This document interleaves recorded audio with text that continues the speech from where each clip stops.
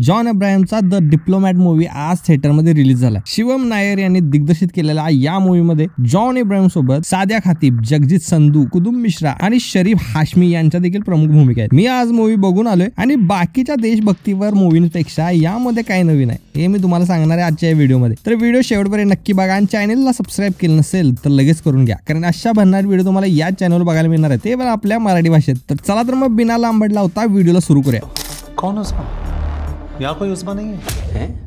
The diplomat मूवीची story एका भारतीय महिलेच्या संघर्षाची आहे। जेव्हा भारतातल्या नागरिकांच्या सुरक्षेचा प्रश्न येतो तेव्हा देशाची राजदूत स्वतःचे जीवाजीवन बाजी लावून कसे नागरिकांचं संरक्षण करतात हे आपल्याला या मूवीमध्ये बघायला मिळणार आहे। या मूवीची स्टोरी सत्य घटनेवर आधारित आहे। ही मूवी भारतीय राजदूत जेपी यांच्या जीवनावर आधारित आहे। या मूवीमध्ये आपण जॉन अब्राहमला बघतो, ज्याचं नाव आहे जेपी सिंग आणि तो डेप्युटी आहे भारतीय दूतावासामध्ये। त्याचबरोबर दुसरीकडे उजमा अहमद म्हणजे सादिया खातीब हे एक भारतीय महिला इस्लामाबाद मध्ये राहते। एक दिवस ती महिला इस्लामाबाद भारतीय दूतावासामध्ये मदत मागायला जाते। उजमाचा असा दावा आहे की तिचे अपहरण करून पाकिस्तानातील नागरिक ताहिर अली म्हणजे आपले जगजीत संधू यांच्यावर जबरदस्तीने लग्न लावून झाले आणि त्याच्यापासून तिला सुटकारा हवाय। पण हे करणे एवढं सोपं नाही। ते करायला जेपी कायदा हातात घेतात की कायद्याचं उल्लंघन न करता जिओ पॉलिटिकल प्रेशर हँडल करत कसं उजमाला भारतामध्ये सुरक्षितपणे घेऊन येतात ही आहे ओव्हरऑल या मूवीची स्टोरी। या मूवीमध्ये आपण जॉन अब्राहमला वेगळ्याच अवतारात बघतो। जॉन अब्राहमने जेपी सिंग यांची भूमिका साकारली।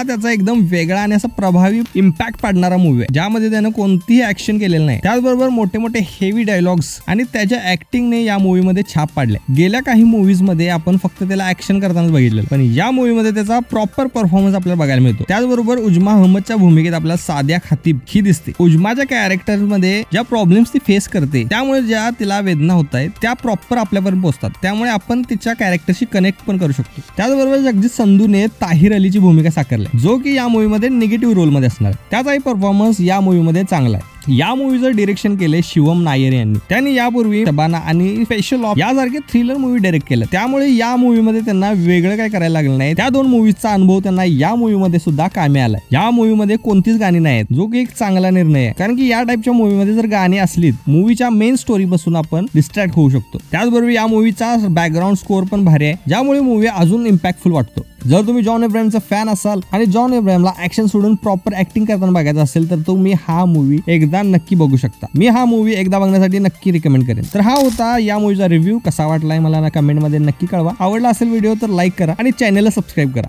मी भेटतो तुम्हाला पुढच्या व्हिडिओमध्ये, तोपर्यंत धन्यवाद।